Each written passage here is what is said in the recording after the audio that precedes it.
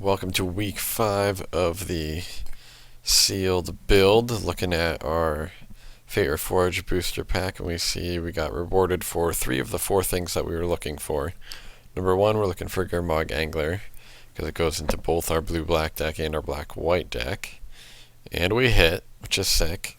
We also hit Stand Step Outcast, which is best white common in this set, and perfect for our black-white deck. So black-white got significantly stronger. Sultai Emissary is not quite good enough to make either of the decks. Mainly because we have like Grey Merchants and Triplicate Spirits and Sanctified Charges. Like, we don't really want to flip Manifest any of these spells. Could be a decent sideboard, potentially, against some decks. But yeah, and our third is a playable dual land we hit for our blue-black deck. So that's pretty sweet. We also hit a Lotus Path Djinn, which is very helpful for curve on our blue-black deck. These red cards are all mediocre, green cards bad, blue-red cards not that great. So it's pretty clear that our best possible decks are the black-white and the black-blue deck, so those are the only updates that I have made for this week. So what I'm going to show you is the cards that I added and the cards that I had to cut. So our black-blue deck, biggest notable change with the backwater and the defensiveness of how I see the deck playing out now. I was able to splash for this Scholar of Athros. We also had a Tranquil Cove. So we added Tranquil Cove, Evolving Wilds, Plains. Get us 3 white sources for 1 white card. Double Research Assistant, Sign in Blood is also nice to help us get there. So with adding those 3 lands, we have 3 lands to cut. So we have a black, a blue, and another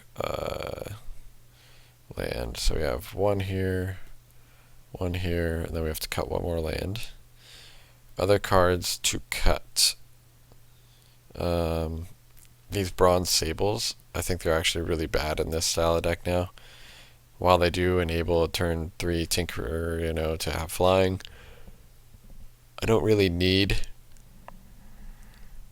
Tinkerer to have flying for it to be very good. I have plenty of other things that have flying, Nimbus Naiad, these Chimeras and stuff, and this Lotus Path Djinn, which is, as you can see, very nice. So we finally have something to do on turn 4. So our 5 drops are just too many. So the worst of the bunch is actually this 3/3. Flying for 5, which is actually a good card.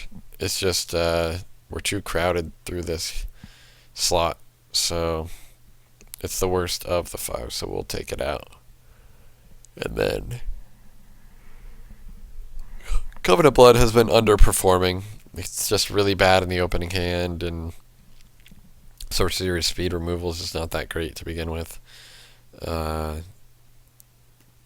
And it's okay way of finishing out the game, but it's been underperforming. So I'm fine cutting it for something like Gurmag Angler, which is just, it costs less. Even though it occupies a 7 drop, it'll just impact the games a lot more. Sweet target for Nimbus Naiad. Okay, so this deck is way more controlling. Wins in the air, wins by racing. Tries not to die in the early game.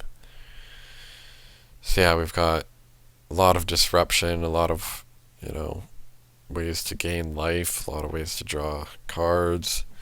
So this deck's pretty sweet.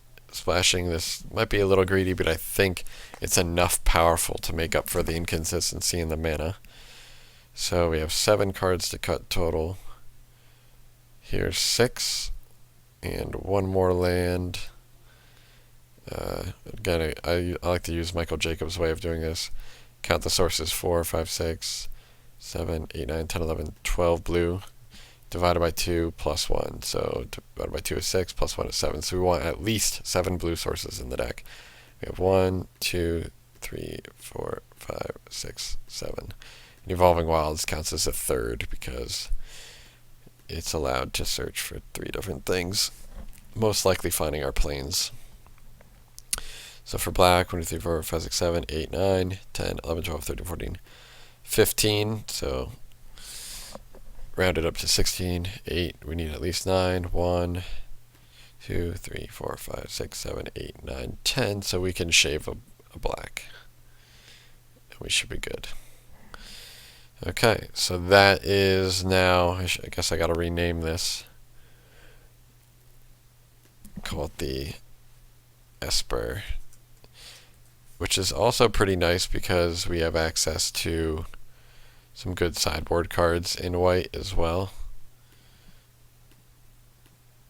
So now we can splash these 2 Pillar of Light and this Divine Verdict if their deck has a lot of good targets for them. But I don't think this is our best deck. I still think our black-white deck is our absolute best deck. Consistent mana. The blue deck has some card draw and some flyers, but this deck has double overrun, double charge with a bunch of creatures, not a lot of card draw, but cards that just win the game when you cast them, and double triplicate spirits, which is very good. So let's see. We added 2 cards. We added Sandstone Biocast and Gurmag Angler. So this deck's trying to be a little bit more aggressive, I think. And in doing so, cards that are slow are things we want to kind of like just kind of take out. So not really sure. I think Covenant of Blood, Pharika's Cure, the second Pillar of Light. This Pillar of Light can be dead if they're just like a really low drop aggressive deck. So we don't necessarily need to. I'd rather hedge and have like, maybe 1 Cure, 1 Pillar of Light. Everything else seems really good. We just want to play as many creatures as possible. Just makes our charges just way better. And we want our creatures to have 2 power if possible. Just so we can actually raise any 1 power creature. It doesn't really do that much. So yeah, we got to cut 2 cards out of these 3.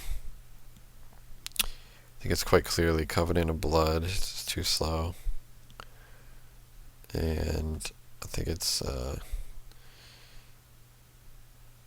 Pillar of Light. I don't think we want 2 Pillar of Lights. So I'm fine with that. So yeah. So I believe I will be starting this deck in game 1. I play against Beanick Bobby coming up shortly, hopefully. And sitting at 2-2 means we can at best 3-2 and get lucky and maybe top 16. But I'm kind of interested in. I wish we could do a playoff where you can just play anybody from the league, and that was actually a suggestion I heard from someone else. Where in the old Moto leagues, you had your deck for the week, and you could play like up to 5 matches, and they all counted, and then you could play more matches, but then they didn't count, and you just get a lot more play with your deck and a lot more practice with it, and it isn't structured like a tournament. Like the way this league is being structured, just like the league that I ran and Gwinnett has run before, it's basically the same thing as a normal 5-round tournament. It's just that instead of finishing your round within 50 minutes, you have 1 week to finish your round. So really, it's just a delayed tournament, not necessarily a league. So yeah, the old school leagues, you could play a ton of matches, and you could play. You didn't have any pairings. You just play anybody from your league, and then I forget how they kept track of records and how you would pair off, and if you were only allowed to pair off against certain people or not. But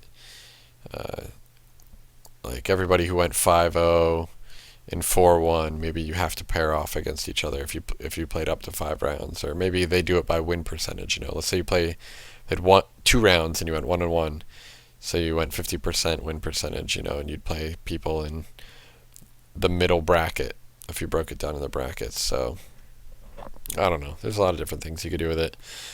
It's got to be practical though, because the host has to be able to manage it and run it without it, taking up too much time and organizing and stuff. So looking forward to doing more leagues like this in the future. I'll definitely help promote. Bava sent me a message about standard, pauper, but they call it silver black. So it's uncommons and commons. So it's like peasant or silver black is what they call it. They have a league coming up for that. I would be interested in doing it and stuff, but I have 0 uncommons on Magic Online, and I don't really care to try to like investigate the format that heavily.